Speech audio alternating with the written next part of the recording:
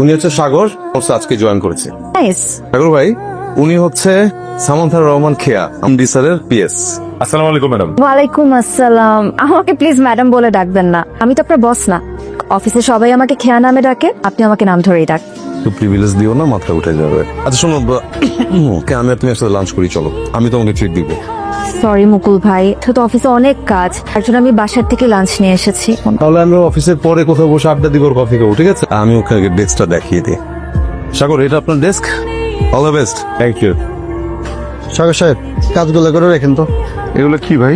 বাজেটের কাজ, এটা কালকে সকালেই লাগবে, শেষ করে রাখেন। সাগর ভাই আসি। এই ফাইল দুটো একটু চেক করে কাজটা একটু করে রাখবেন, সকালবেলা আমি নিয়ে নেবো, ঠিক আছে? স্যার আসিফ ভাই কিছু কাজ দিয়ে গেল বাজেটিং এর, ওগুলো নাকি সকালে জমা দিতে হবে। মধ্যে আবার আমার কিছু কাজ আছে স্যার হাতে। এখন সময় যেটা আছে এর মধ্যে তো আমি শেষ করতে পারবো না স্যার। বুঝতে পেরেছি, সময় তো বের করতে হবে, সিনিয়রদেরকে তো কোঅপারেট করতে হবে আপনাদের। অফিসের এমডি কিন্তু আমার মামা, মামাকে প্রতি সপ্তাহে আমার আপডেট করতে হয়, তো কাজ করছে কিনা, সিনিয়রদেরকে কোঅপারেট করছে কিনা।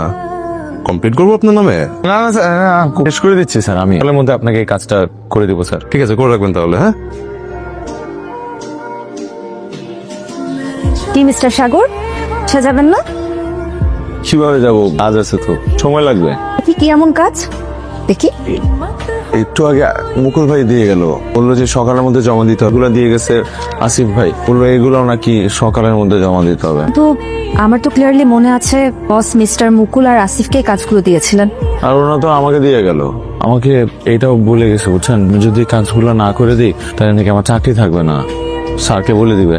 বুঝতে পেরেছি, দেখা যাবে কাল চাকরি থাকে আর কার চাকরি থাকে না। আপনি চলুন আমার সাথে। নাহলে আপনি কিছু করবেন না প্লিজ। আপনি ভয় পাবেন না, আপনি চলুন আমার সাথে। কোথায় যাবো? আরে ভয় পাচ্ছেন কেন? আমি তো জাস্ট আপনাকে কফি ট্রিট দিতে চাচ্ছিলাম, বলুন।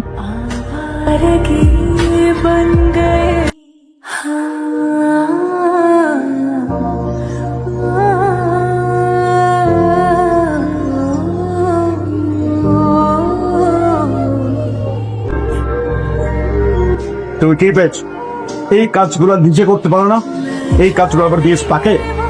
সারাদিন অফিসে বড় কাজ কর।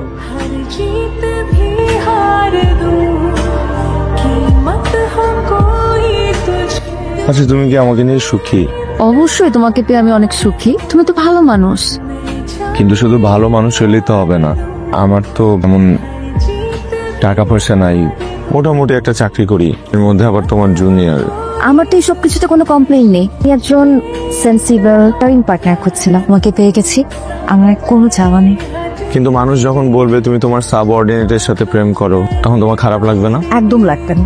ঠিক আছে, খারাপ যদি না লাগে তাহলে এটা খুলো। এটা কি? এটা আমি তোমার জন্য আনছি, খুলে দেখ। তুমি কি আমার সাথে বিবাহ বন্ধনে আবদ্ধ হবা?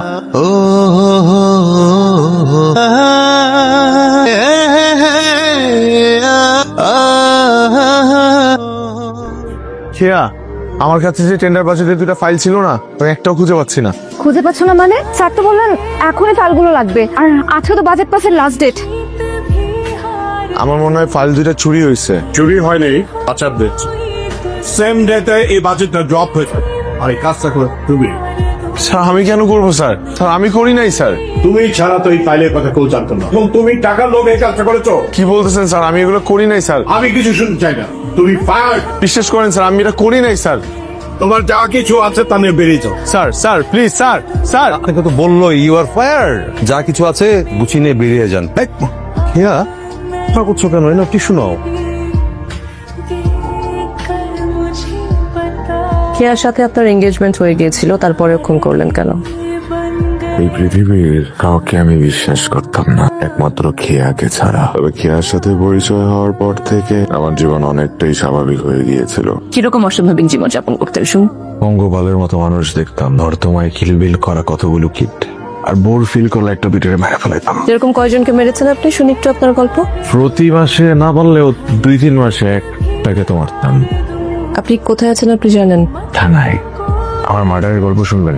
আপনি শোনার জন্য প্রস্তুত? 100%। আমার বাবাকে